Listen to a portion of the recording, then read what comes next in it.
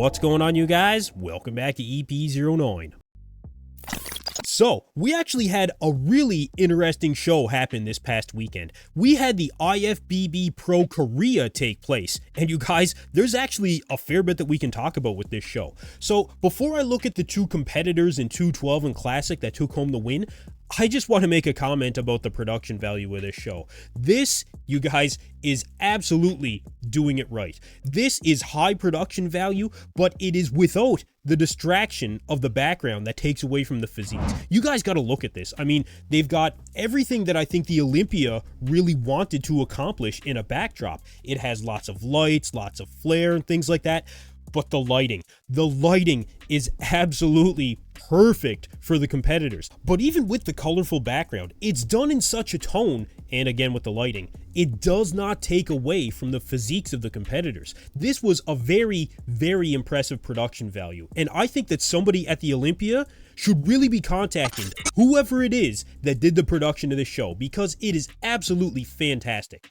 But look, aside from that, we had two competitors that I really wanted to highlight here. The first competitor is known on Instagram as Gundam Force, or Gunwoo Kim. Now, Gunwoo Kim actually won his pro card the day before stepping on stage as a pro. He competes in the 212 division, and you guys, what a fantastic competitor. He actually competed as an amateur the day before the pro show, won his pro card, and then came in and won his Olympia qualification. He's got a lot of balance from top to bottom. He was absolutely shredded. He can even pull a vacuum, you guys. Very, very impressive. He's got big arms, wide lats, he's got sweeping quads. This really is the full package. There's really not a lot missing when it comes to this physique. Now, how he'll actually compare on the Olympia stage could be a whole different story, but I think this is going to be a very exciting addition to the 212 lineup, and I think you've seen 212 really starting to step up in the last couple of years in terms of excitement.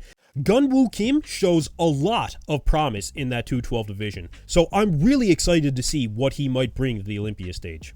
Now, the other competitor that I wanted to highlight here is known as Ji-hoon Bang. I think I'm pronouncing that correctly. I apologize, you guys. But he actually goes by Frame92 Babangi on Instagram. Now, this is an extremely impressive classic physique. The proportions on this guy are just fantastic. You can really see that he's got just the right amount of size for classic physique, it looked like, especially when he was compared to the other guys in this lineup. He brought a good level of conditioning, small midsection. He had a really good V-taper as well. The structure is definitely there. He may have a little bit of work to do on presentation in particular, and he also may be lacking in size when it comes to competing on the Olympia stage, but this is another guy out of Korea that really does show a lot of promise. So whatever's happening over there in Korea, something is being done correctly. So you guys let me know in the comments below what you think of these two competitors, and what do you think of this production value as compared to what we just saw at the Olympia. Alright, next up, we have a physique update here from Nick Walker as he continues his road to recovery. And it does look like Nick hit a pretty good rebound here, you guys. The midsection is still tight, but you're really seeing that fullness and roundness that Nick is really known for. Especially a week out of the show, this is exactly what we would have expected from Nick, even if he had stepped on stage. But the question is, what can we expect from Nick moving forward in the 2024 season? There's been a lot of conversation around whether or not Nick should actually get a special invite to the show or not when it comes to the Olympia. And you know, I'm still kind of a little bit torn on that, you guys. On one hand of things, I want to see Nick go out there and compete. And I think the fans really want to see Nick go and compete as well. Nick has gone on record to say that he would accept a special invite. As for whether or not he will be seeking a special invite, I think that's two different stories. He actually had two tears that ended up taking place. One was the hamstring, and apparently there was also a small tear in his calf. Now, Nick has spoken very optimistically about these injuries, and I do believe that Nick would have enough time to fully recover, get to a show, make improvements, and still come to the Olympia improved. So for me, the jury is still out on whether or not Nick really deserves a special invite. But you guys let me know in the comments below what you think. Should Nick Walker receive a special invite to the 2024 Olympia after suffering an injury 1 week out of the show? But like, you're healing pretty darn quick. I'm impressed. I am the mutant. Alright, so last up for you guys, we have the official competitors list for the Prague Pro this upcoming weekend.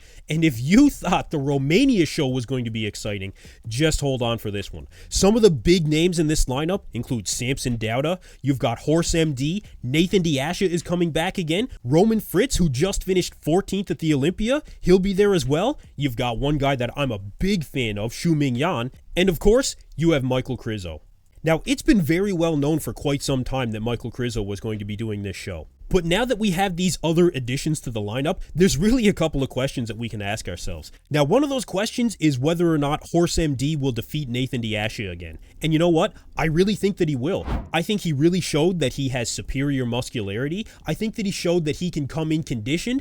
And I just think that at this point in the season, Nathan has done too many shows and he's been stressed. And I know that he's been also cheating on his diet. Not that he's been cheating excessively, but I know that it has been a factor for him. But Horse MD, I mean, this guy is hungry. And especially after taking 3rd place in his pro debut and defeating a veteran like Nathan Diasha, you know that he's coming in probably even improved for this show. Now, can Horse MD defeat Michael Krizo? That's another question we can ask going into this one. And you know what? I honestly think that the answer is probably no.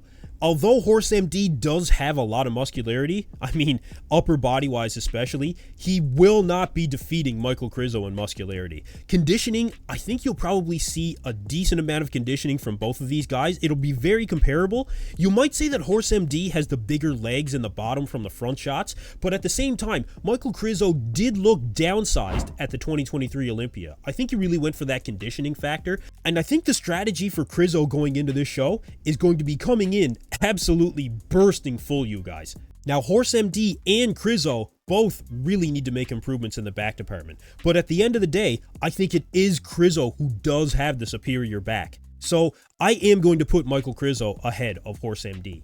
So that would probably put Horse MD in 3rd.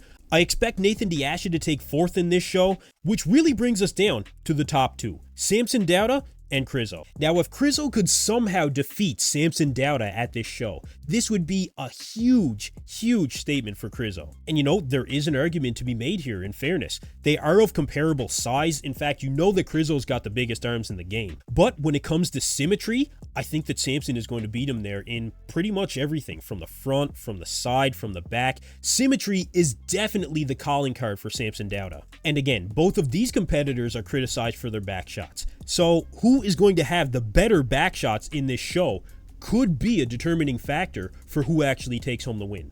At the end of the day, I'm going to have to go with Samson. Although I would really like to see the shock factor of Krizo coming in and winning this show. Just being honest with you guys. But you know, there is one competitor that could come in and really upset, I mean, potentially that top 4 entirely, you guys. Although he is unproven on a pro stage, we have Rubiel Mascara Nexzilla going for his pro card the day before the Prague Pro. And his intention is to come in and compete if he does earn his pro card. Now, it may be a long shot, but we just saw Horse MD come in and crack the top 3 in a very competitive lineup in his pro debut. So is it a possibility that we see Nexzilla come in and place top 3 in his pro debut? Either way, you guys, this is only the 2nd Olympia qualifier for 2024. And this is, again, an absolute juggernaut of a show. This is going to be very exciting. So you guys let me know in the comments below. Do you think that Michael Krizo can defeat Samson Dauda? And if Nexzilla does qualify, do you think that he can make that top 3? Anyway, that's it for me in this video, you guys. Thank you for tuning in to EP09. Be sure to like and subscribe.